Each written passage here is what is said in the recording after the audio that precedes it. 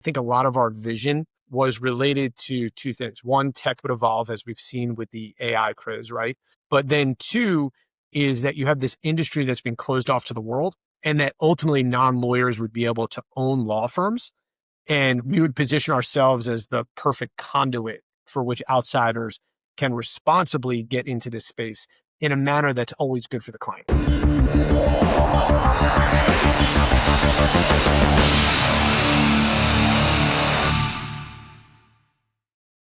This podcast is brought to you by Fast Slow Motion, a team of expert consultants that have helped thousands of growing businesses build scalable systems on the Salesforce and HubSpot platforms. To learn more, visit fastslowmotion.com.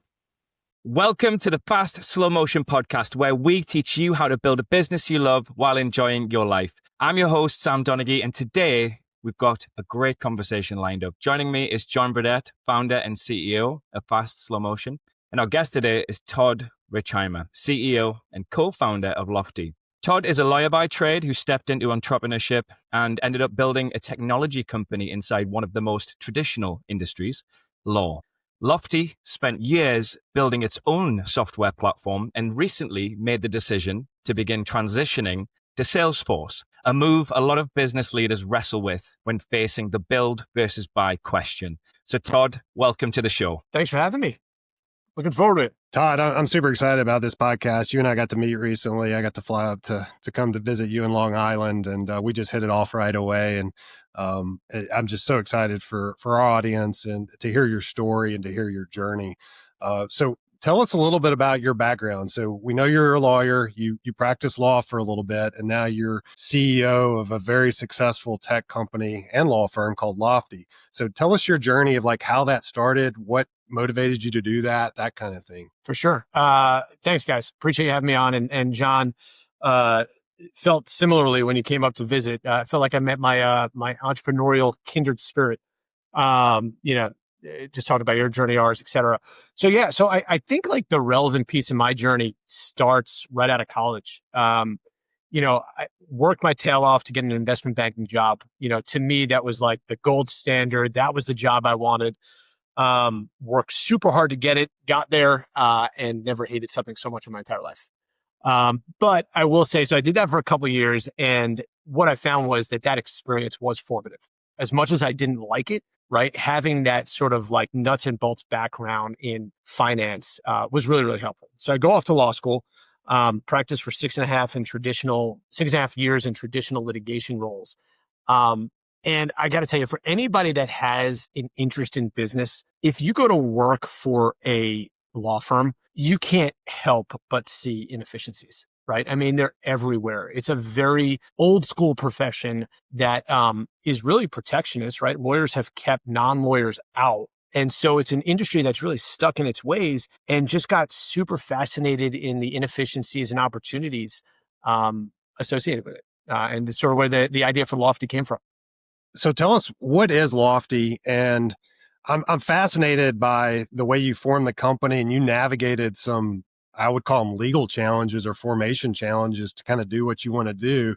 And then, I mean, you're non-technical and you start, a software company in the legal industry and stuff like that. There's just so many, I'm fascinated by so much of that. And I think our audience will be as well. So tell us that story of like, what is Lawfty? What do you guys do? And like, how did you navigate that to get it going? Yeah, for sure. So we are this like sort of strange combination between a law firm and a technology company.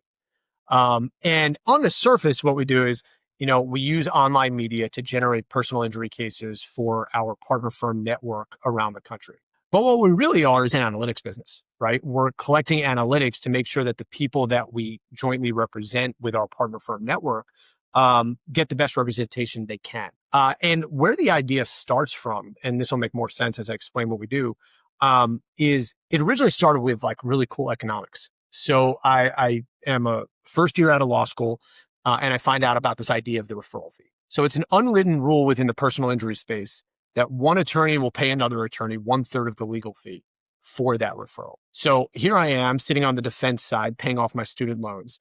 And I hear about this idea of the referral fee, and I'm doing the math, and I'm like, so you're telling me that if I refer $1 million case to another attorney, that attorney gets paid a third, $333,000. They turn around and pay me $111,000 just for that referral. And just ding, ding, ding, right? I mean, like that sounds a hell of a lot better than billing my time at 6/10 of an hour.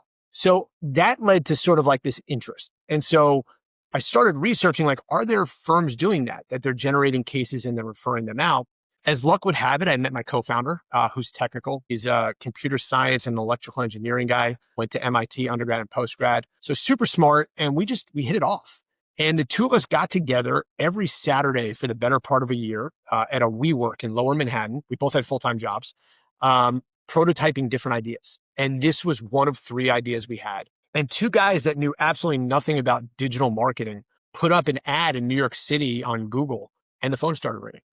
And then it was just like, you take a signal, right? You're like, how is that possible? We're in the most competitive city, arguably in the world, and the phone starts ringing. So that just led to more, right? And as we peeled back the layers, what we realized was like, you had this thing with really cool economics, in an industry that shut itself off from the rest of the world. So there's not much data and it's very tech backward.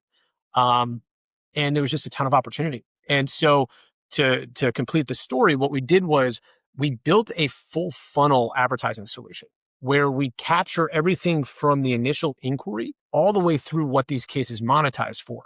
Now, on the surface, to people not familiar with personal injury, they might say, well, that's not too special, right? I mean, you're attributing your marketing spend. Yeah, but the issue is different from every other industry. When that inquiry comes in, it's not going to monetize for 1, 2, 3, 4, maybe 5 years down the road, right? So tying that out took both a tech stack that allowed you to capture it, as well as the patience, right? And then, the ability to finance it, et cetera. So that's sort of the magic. Yeah, I've got so many questions around that, and people I think are missing some of the courage it took for you to start a company like this, because you've got major cash flow issues to get it going. Yes. And you're like, you see an opportunity and you can do it better, but you're not going to see the payoff, because you were telling me, what is it like? It takes like 5 to 6 years on average. Is that right? Something around that? On average, Two? on average, Okay. 18 months to 2, but our revenue curve is 5 years, Okay, right? yeah. And so and if you're growing, right, you're investing more capital into the spend. So it really takes a long time to get that flywheel going. That's right. Which is nice on the side you're on now, because it creates a barrier to entry for your competition. But Yes. Getting started, that just takes a lot of courage and a lot of faith that, hey, we're doing it. One thing I also love about what you guys have done from really day one is using data to make decisions. So you've kind of mathematized all of this. This type of case usually pays this amount, usually takes this amount to settle. You know what questions to ask up front to determine which law firm to send it to. You're using data to make decisions, which makes it a math equation, which allows you to project out your revenues and plan out the business, which is just super cool. Absolutely.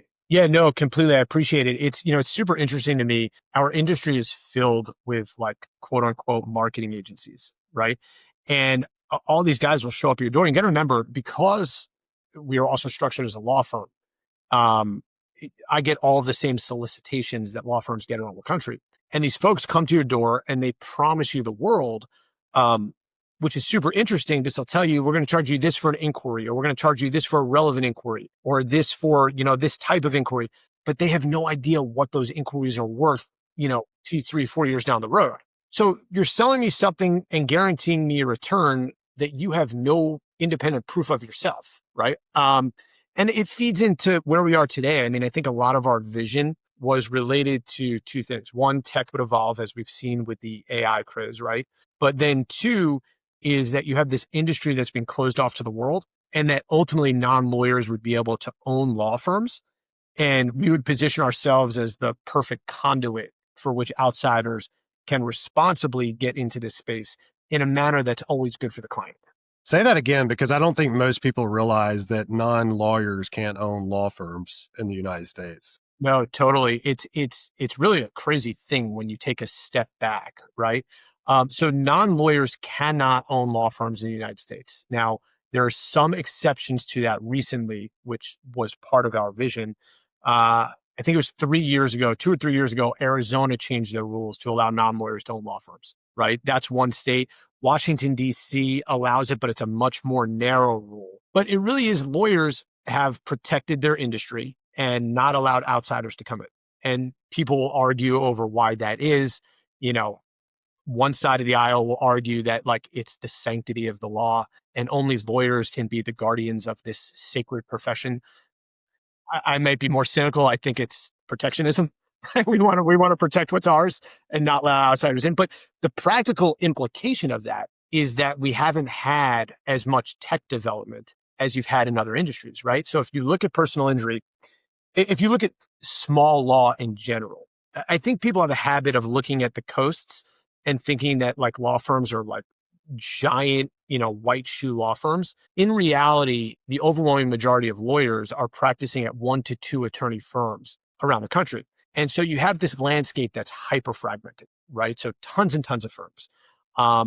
Those firms have no incentive to share data or technology with each other, right? Those firms can't raise outside capital. This is the big thing in how Lawfty navigated. They can't raise outside capital because non-lawyers can't own law firms. So you can't go to a venture firm or private equity firm and say, invest in my business, because they can't own a piece. And so what's happened is there hasn't been tech development. And then on the other side of it, and this was part of our vision from the beginning, was that we have a huge access to justice problem in this country. 85% of people that need legal services can't afford them. They can't afford them, right? Because the incremental cost of legal services is too high. And you think about what causes the cost of services to come down, it's technology, of which we have none. And so our belief is that Arizona is the first domino to fall. And you're going to start seeing widespread non-lawyer ownership of law firms. It's so awesome to me that you guys had this vision and you acted very intentionally upon it, making wise, data-driven decisions. It's just, I can't commend you enough for that, because I see a lot of entrepreneurs just kind of willy-nilly trying to figure things out. Yeah, you were taking risk, but you were taking very calculated risk, and you had a vision with intentionality. And it's just so cool to see that. And then you're on the other side of it now. So you look like a genius, but I'm sure a lot of people early on were like, you're crazy. What are you doing? Kind of thing. Totally. The looks I got when I quit my big law job, right? To do this was like, truthfully, in hindsight, I think about this a lot. So we launched in 2013, right? And I do think about the ignorance with which I got started. And there really is an ignorance is bliss component to it, right? Because knowing what I know now would be very hard to have started, right? Look, where we've gotten to, and it's been balancing the risks, is because I couldn't raise equity dollars, I had to raise all this money via debt, right? And for those entrepreneurs out there that have raised money, trying to raise debt as an early stage business is very hard. And so, it's been a challenge, but it's been a lot of fun, and I appreciate that. So let's talk about one of the major decisions you made early on is, hey, you're going to build your own software to manage all of this. And there's a lot to manage. There's a lot of decisions. Like I said, you've been using data science from day one. And so walk me into like, okay, I'm assuming you'd never built software before. Your partner is a software expert. Walk me into that decision of like, okay, we're going to build our own tech here and start scaling that out. And then obviously we got some follow-up questions about some of your pivots that you're making now. Absolutely. So I'm going to walk you through that, but I want to put one caveat on it. It's like for those folks listening to this that are young entrepreneurs, like trying to get into it, it drives me nuts when people tell the story in hindsight as if they were like clairvoyant. Right. As if, like every step along the way I had mapped out and I knew that I was making the right decision. There was a lot of this that we fell into it with a degree of curiosity, right? And picking out signal from noise and leaning into the things that worked and away from the things that didn't. And so, I think we did a good job at that. But, day one, I just think we kept solving the problem at hand. Right. And so the first year, right, I was answering every phone call. It's actually really cool. I just, in my office at home, I just found my original notebook with the original intakes. And for the first year and a half, I was a walking, talking 24/7 call center. And it was cool. And, by doing that, I learned the business, right? I learned what these people were looking for. Because I wasn't a personal injury attorney before doing this. I was doing commercial litigation. And so like, yeah, learning what those folks liked. And then so we started solving the problems we had. We wanted to move from me answering the phones to having an intake specialist. What software were we going to use? And I think originally Mike, my co-founder, right, had the ability to prop up a piece of software that somebody could use, and that grew, right? And one thing led to another. And I think the advantage of building as we went was it really makes you think about the problem you're solving a whole lot harder than, just taking something off the shelf. Which now has put us in a position to make very reasoned decisions, right, about using a Salesforce or whatever tool we're using. Yeah, I think calling out what I don't want people to miss this, but I'm a big believer too that the founders need to be the first to do anything. Mm-hmm. You don't like recruit it. You need to figure it out. You need to get your hands dirty because you're not going to recognize the problems. You're not going to recognize the opportunities. And you need to be the first ones to start putting those processes in place so that you can onboard good team members to start scaling that out. Now, I can speak to you on this because I've met your team. Then you start bringing on rock stars that do it way better than you ever could, which is one of the biggest blessings of being an owner and CEO. And because your team is amazing, I got to meet them and stuff like that, and they've taken it to the next level. But for those entrepreneurs out there that are wanting to get started, you need to be the first one to do these things because you're not going to be able to solve the problems. You're not going to be able to make wise decisions if you're just looking at it from a backseat perspective. I totally agree. And building the team has been, I think, one of the greatest joys, both one of the greatest struggles and one of the greatest joys of this. I mean, our team right now is incredible, right?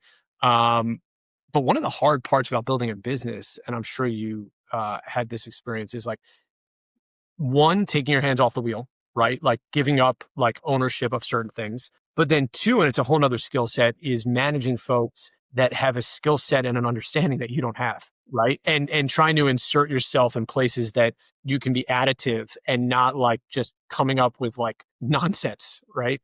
And so, yeah, that's been super cool. And it's something I appreciate about you, John, the way that you talked about your business was like an appreciation for the people. I sort of laugh. I always hear people talk about like our business is going to solve X problem and everything we do is going to be aimed at, the consumer. And don't get me wrong, that's all very important. But I do think there's a lack of like, what about the people that are building with you, right? Like what if the beauty of your business was, allowing the folks that are on this journey with you to fulfill their dreams, right? To live the life that they want to live. I don't know. I think that's a beautiful part about business that gets lost a little bit. Yeah, and it's so fulfilling. I mean, you don't want a celebration dinner of one when you're done with this thing, right? You want it to be massive and you want everybody enjoying that journey along the way and celebrating those wins because it's lonely at the top, as you know, but it's even lonelier if you don't bring along good people and let them enjoy the journey and get out of the way. And stuff like that. And so it's cool to see that you've done that. So let's talk about that from the software perspective, because you have a really, really talented team. And you've recently made the decision that, hey, I'm going to start moving a lot of my tech stack over to Salesforce and my processes and stuff like that. And you made all these decisions before you met us. Mm-hmm. And there's a lot of courage behind that. I'm sure there's a lot of sleepless nights, a lot of hard decisions and stuff like that. Walk us through that journey about like, how did you even come to that? And how have you navigated that thus far? Definitely the sleepless nights. There's a lot of those in the last 12 years. Yeah. So, and I think this is a good lesson for other businesses. So we built this piece of software, right? We built this full funnel solution that solved all of our needs. And over the last, call it 2 years, we started running into hurdles, right? And those hurdles were associated with a system that we needed to scale, right? But it was built on a framework and in a language that's sort of like out of vogue, right? So it was built on Ruby on Rails. And so finding engineers to build in Ruby became more difficult. And so we had a decision to make, right? And what we came to was we pretty much had to rebuild the system to be able to handle this next layer of scale. And what we came to, we were facing the decision of, do we rebuild the system, the entirety of it? Or do we build what we have to and buy what we can? And I came to the conclusion that that is a much better way to go. It's build what we have to, buy what we can. And the piece that we're moving to Salesforce, right, is really the intake component of our operation. Right? It's what the intake specialists are doing as they pick up the phone, they process these claims and pass it along to our partner firm network. And so it came down to really two big things I think drove my decision. One was we are never going to be able to keep up with a Salesforce when it comes to innovating in AI, right? Is like, and so being able to leverage that ecosystem, I think was a huge pro in that column. Reason number two was I don't want to be an intake software company, right? So while that function is core to our business, it's not our business, right? And so why not leverage software that already exists?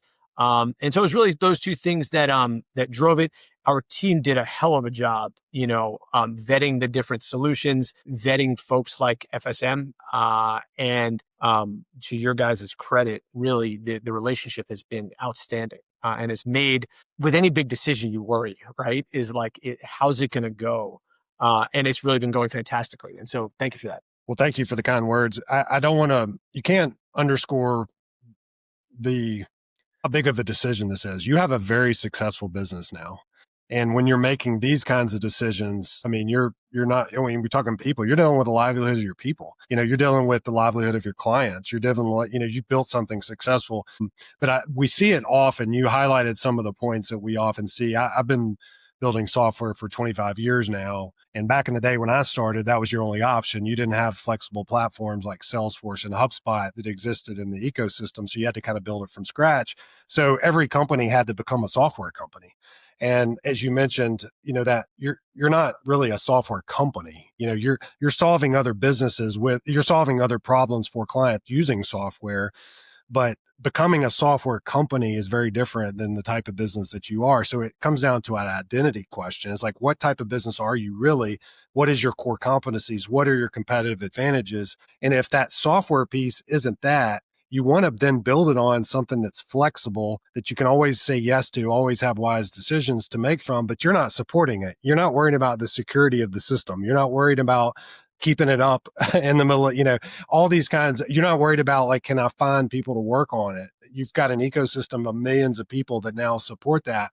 And so a lot of people miss that early on. They're like, oh, it's going to be simple. I know somebody that knows somebody, they know somebody in India. We're just going to go build this software out here.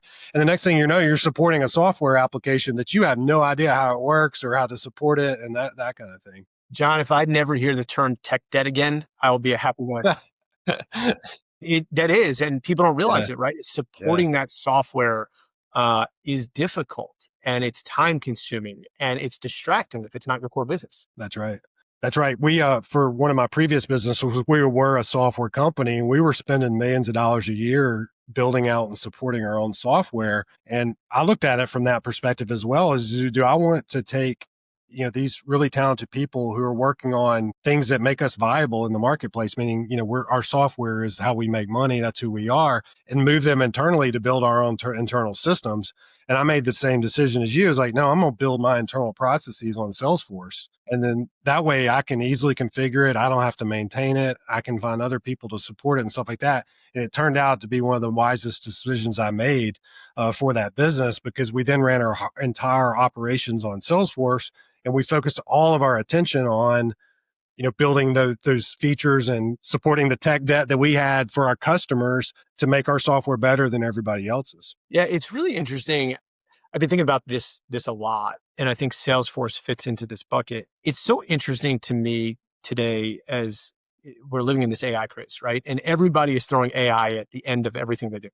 And you're having these companies pop up with like these crazy valuations that really are features and not businesses. Yeah. And what's interesting is they're built off of these LLMs, right? They're effectively built off of a Salesforce, right? Understanding Salesforce isn't an LLM, right? But they're built off of these LLMs. I don't know. It's just so interesting to me that, like, And you're watching Silicon Valley and the venture community invest in it very similar to how they invested in SaaS, right? It's like, hey, we're going to invest in this feature that's going to sell to a business, and they're going to get annual revenue and this and that.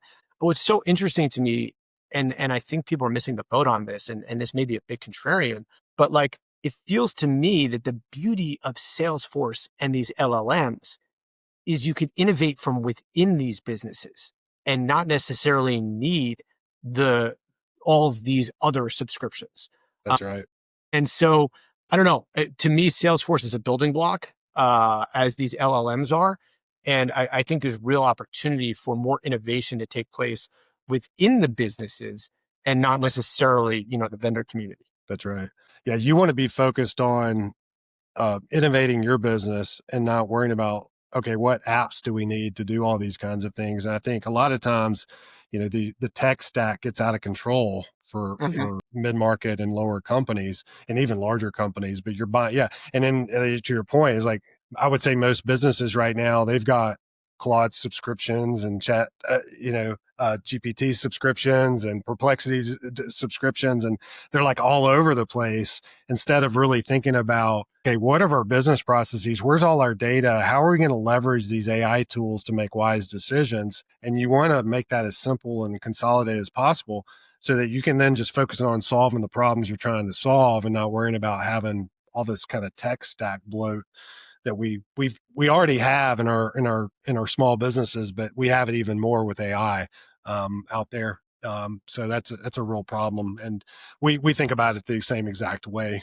We think good process, having data organized, have your house in order is going to propel us to use AI so much better than any other business because we have our house in order. And then that AI model is going to make really wise decisions, not hallucinate, not do things awkwardly because we're very structured and we know what we're doing. Mm-hmm. Yeah, no, entirely agree.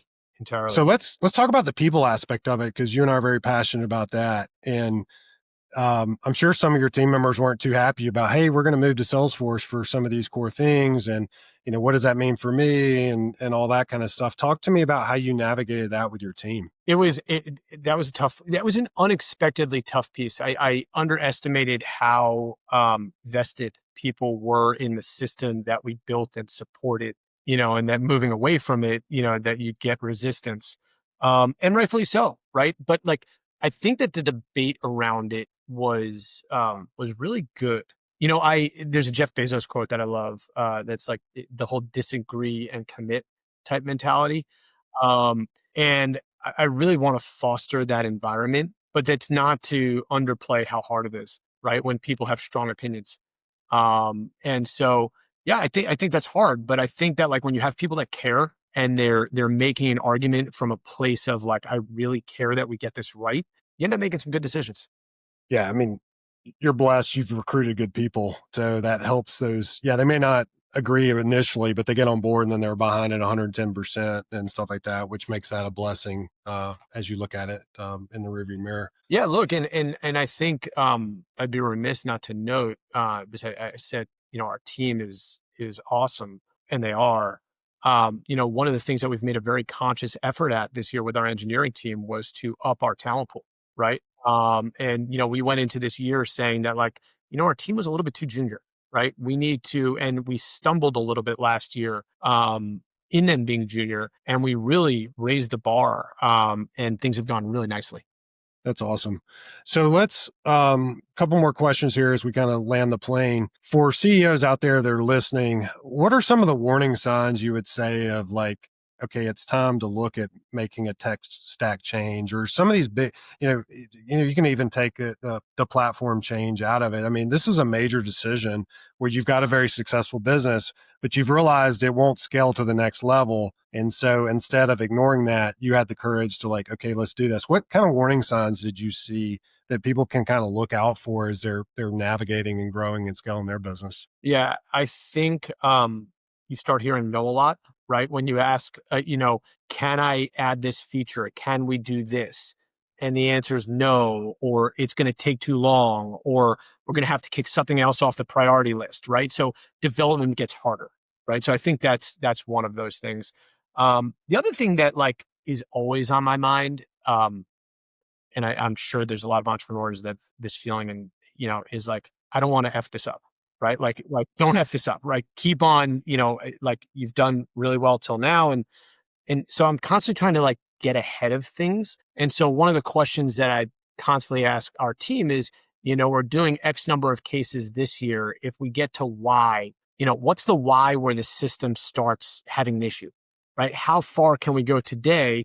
And trying to be a year or two ahead of that. Now, the byproduct of that is, and admittedly today, we're sitting on more infrastructure than we currently need, right? Like I do think part of growth, and it's the uncomfortable part of growth, is getting ahead of it, right? You can't just grow and instantaneously have the infrastructure. Yeah. Right. And so it's like trying to keep those things in sync is hard. And so where this all came about was like, okay, we're here. We want to get to here. What do we need when we do get there?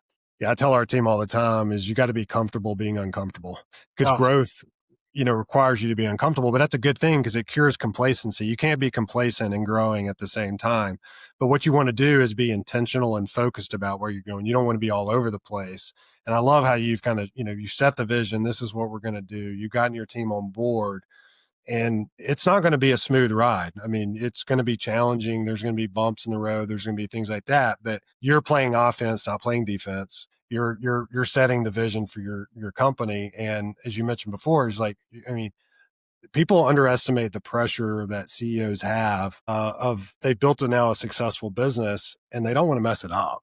I mean, they've got mouths to feed. They've got their reputation, their ego, as much as we don't want to talk about that, we got all these things on the line now. And a lot of people kind of freeze up and don't do anything, but I always encourage, I mean, you got to, like, if I'm going to be disrupted, I'm going to disrupt myself. Like, I don't want to be disrupted by anybody else. And I love that's what you're doing with Lawfty. yeah, no, I couldn't agree more. I will say, yeah, I wouldn't trade this journey for the world. But it is definitely does not come without the stress. And especially, I mean, like, look, in legal right now, we have two forces, just enormous forces that are colliding in AI and regulatory change. And the waters are really churned up. And the thing that's on my mind is like, there are headwinds and there are tailwinds, right? Now, I think the opportunity here is way, way greater than the challenge, but that's not to discount the challenge, because right. it's significant. And I think if you don't give it its due credit is where you really end up in a lot of trouble. That's right. Todd, you mentioned earlier as well about hiring more senior talent as well. What are some of the biggest challenges that you find in your work for hiring? Good question. And actually, this has been a win for us.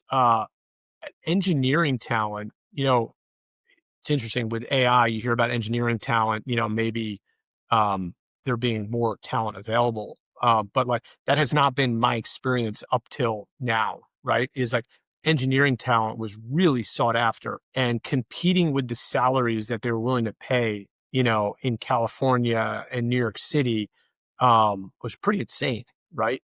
For junior level talent. So I think competing for that talent was really difficult, especially with like a unique business. It's so interesting to me. Like, I don't know, in my opinion, and this is probably like a self-serving comment, but like Lawfty epitomizes entrepreneurship, right? Like it's part legal, part data, part technology, part ad tech, part fintech, right? Like it has all these different components of like capitalizing on opportunity, but that's a tougher sell when you're going to an engineer who's leaving Google and, they're coming off with this, like, they pay for their lunches and their dinners and it's like, it's really crazy things. So I think that's hard to compete with. Right. But I will say one of the things that has an interesting byproduct, and I know you guys are largely remote, interesting byproduct of COVID is it really remote work was never on my mind. Like I draw my energy from people. I like being around people. Never crossed my mind pre-COVID. In the post-COVID world, taking geography out of the mix has really opened up possibilities in finding just killer talent. So huge benefit. So looking more broadly, how do you see technology reshaping the legal industry in the next decade or so? I think we're watching the practice of law change right before our eyes. I think it is overplayed what AI is going to do to the industry tomorrow, but I think looking out into the distance, it's very significant. My opinion of it is like law is very process driven, and process is exactly what AI is good at, right? And so I think that like it's going to upend the way that we practice law. I think for those that are paying attention, the opportunity is enormous. And I think the opportunity is to make your firm more efficient and be able to provide better services to those that need legal help. But I do think that like people are overplaying what AI can do today. I think there are massive pieces of infrastructure missing that would allow AI to like replace people in their entirety, right? I think it's additive right now, not replacing anybody, except for very simple functions. But yeah, I think the opportunity is really, really tremendous. One follow-up question to that, so much of what you do is leverage technology to get referrals coming in, right? Finding them in different places. Now that, SEO has kind of been turned upside down, how are you using, AEO or getting into the AI side to find leads and generate referrals? You guys have to be kind of at the tip of the spear of some of that stuff. That's the opportunity, right? I mean, Yeah. like it really does feel like history is repeating itself, right? And it's so funny at 45 to say like, I'm old enough to remember, right? It's crazy. You remember when Google came about, right? And people were cramming their landing pages with like relevant keywords Yeah. to like game the algorithms. The same thing's happening, right? And like, how do you game the LLMs to look at you as the best alternative? Now, one of the things that I think benefits Lawfty is I think those that are substantive are going to win. I think personal injury over the years has been filled with gimmicks and hot air and jingles and like, things aimed at capturing attention. I think the winners tomorrow are going to pay attention to substance because I think that's what these LLMs reward. I also think what's interesting is you have the organic side of things, like how does SEO get replaced? But the next thing that people are talking about is like these large language models are crazy expensive to run. They're one day going to need a business model. And at the moment, that business model could very well be some reincarnation of pay-per-click advertising, right? And so it'll be interesting to see how they monetize these things. And, I think paying attention to both the organic side and the paid side is a potential huge opportunity. Yeah, there's so much of how it's, AI is going to be pervasive. It's fairly pervasive right now, but it's going to be as pervasive as the iPhone or any other technology that people use. And no matter your income level or whatever, they're going to be going to AI to like, hey, I slipped and fell at this Walmart yesterday. What should I do? They're going to be asking AI that versus, whatever mechanism they use to find you today. And it's like, it's going to be interesting to see how that plays out, not only for your business, but any business. All businesses. That's exactly right. And, it's, you see people out there selling solutions and, I encourage somebody listening to this to, prove me wrong, give me a shout out. Right. But like all these folks are selling services. We know how to get you to appear at the top of the LLM. You don't, right? You're guessing, right? Like nobody's figured that out yet. And these things are changing so rapidly that like, yeah, I think we have decent signals how to do that, but it's not a very mature space by any stretch of the imagination. Well, this has been such an interesting conversation to listen to. Todd, before we close, we always ask our guests to leave us with a quote or a piece of advice that's been meaningful to them. So what comes to mind for you? Sure. Recently came across a quote that I love. I love quotes, but recently came across one that I think is perfect for this day and age, where we are all hyper distracted, wanting to be all things to all people. It's a Charlie Munger quote, and I think it goes something like, find a simple idea and take it seriously. And so as somebody who I just get interested in a lot of different things, it's a reminder to focus, right? And I think the beauty is in the simplicity. So that's what I'll give you. So good. Todd, thanks so much for being with us today. Thank you, guys. Really enjoyed this. Well, that's a wrap on today's episode of the Fast Slow Motion podcast. Todd, thank you so much again for sharing your story.